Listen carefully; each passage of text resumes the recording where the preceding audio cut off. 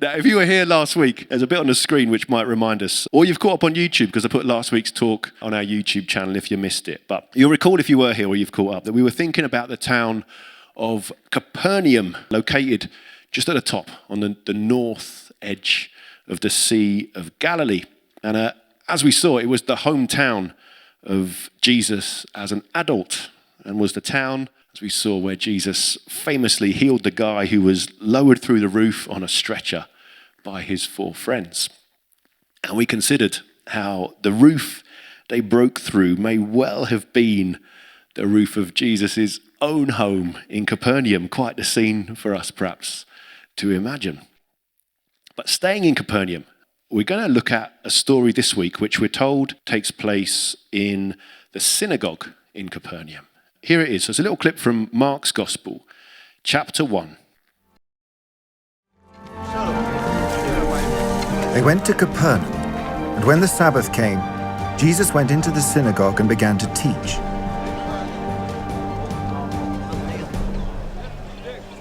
The people were amazed at his teaching, because he taught them as one who had authority, not as the teachers of the law.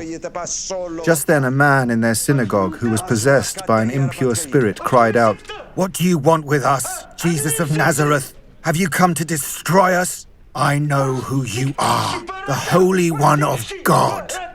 "Be quiet," said Jesus sternly. "Come out of him." The impure spirit shook the man violently and came out of him with a shriek.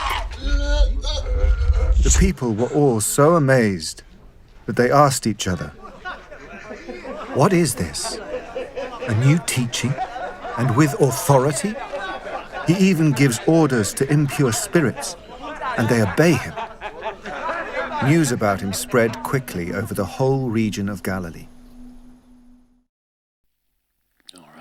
Now, we'll come back to that impure, or some translations say evil spirit stuff, in a bit. But firstly, it's worth looking perhaps at the photo that I showed last week of the remains of the synagogue that can still be seen to this day in Capernaum. As although, again, if you recall, this particular building was from the 4th century AD. It's built on the same site as the synagogue that would have stood there in Jesus' day. And we spoke about this little black wall being the original wall from the synagogue in Jesus' day, and this slightly more modern synagogue that was built a few centuries later with the more white-looking stones. So the black stones was reckoned to be the synagogue in Capernaum where Jesus would have been. Here's a reconstruction of what a synagogue in Jesus' day probably looked like. This one's from a reconstructed place near Nazareth, but very similar to the one in Capernaum. So in the site in Capernaum, with this kind of look, that seems to be the setting for what we've just seen. And so since at the beginning of the passage we're told they went to Capernaum, and when the Sabbath came, Jesus went into the synagogue and began to teach. We can be pretty sure that it was on this exact spot in the synagogue in this town that Jesus was interacting with these people in this way. And I find that pretty inspiring. It's not often in the Bible you can pinpoint the location where Jesus would have been, but we know 99% certainty that this was where that story took place. And for me, it grounds the everyday reality of Jesus in our lives. And you're thinking about how Jesus might have behaved in the synagogue there in Capernaum. I think it makes for an interesting comparison by imagining how Jesus might behave if he walked through our doors this morning into our synagogue, into our church building. I wonder if he came in, where would he sit, do you reckon, this morning? What would be going through his mind as he walked in? Where would he gravitate towards? Wonder who he would choose to sit next to among us. What kind of conversations might he have with us?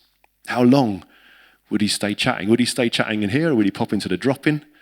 Would he make a sharp exit? It's those kind of questions you think, okay, how would Jesus do life with us in person here?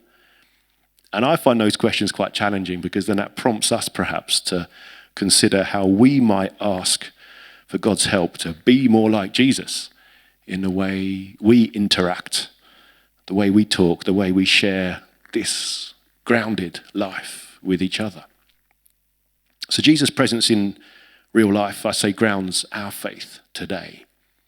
But what else grounds us, I think, is what happens in the synagogue, because we're told that the people were amazed at Jesus' teaching because he taught them as one who had authority.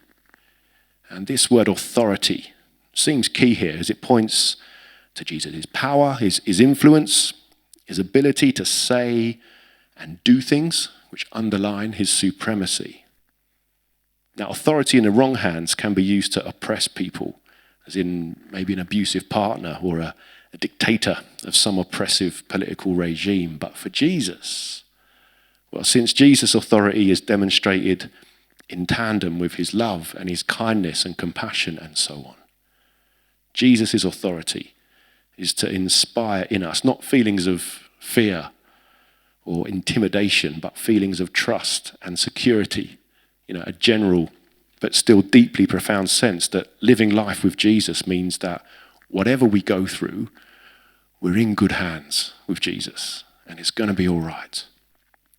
And that sense of being in safe hands, I'd say that's the context in which we can understand this episode where Jesus drives out this impure spirit. Now, we could debate the extent to which people, 2,000 years ago, perhaps misunderstood conditions like epilepsy or Tourette's or mental illness, and mistakenly perhaps sometimes took them as being some sort of spiritual attack. And I'm sure there's some truth in that. We know a lot more these days than they would have done in Jesus' day.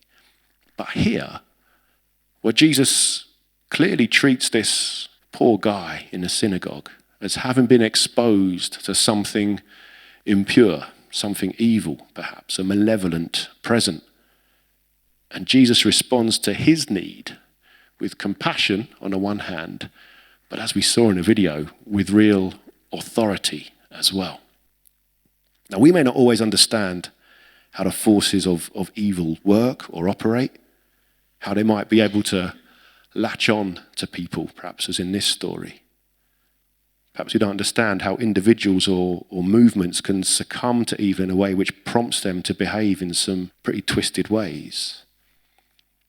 But the good news is that Jesus clearly does understand all that. He does understand evil. And more importantly, he has the authority and the ability to overcome it. Indeed, because he has the authority, because Jesus is the safe pair of hands in whom we can put our trust, that's why we can pray to him in confidence to deliver us and our world from evil. And that's why here I'd say in this passage, Jesus demonstrates that authority by delivering and healing this man from this impure spirit. And as the people after this man is healed and delivered by Jesus, they say this, they say, what is this? A new teaching and with authority. He even gives orders to evil spirits and they obey him. And as the clip showed, and perhaps as we can imagine, the good news for this man is that he would have once again been able to take his place in this community, in that synagogue in Capernaum, as a healed and a freed and a whole person. And I think that's the key to take home from this. That's what Jesus does, always seeking to ensure that those who might otherwise be excluded, whether through body, mind, or spirit, are instead included, enabled and freed to find a home and a place in his kingdom and in his community. Indeed, that I would say is therefore our calling. We thought about maybe how Jesus would be when he walks in here. I think it all ties together with our calling to help people through our example, through our welcome, through our love, through our prayers, to find a home with God and in time to entrust their own lives into the safest of hands, into the loving authority of Jesus.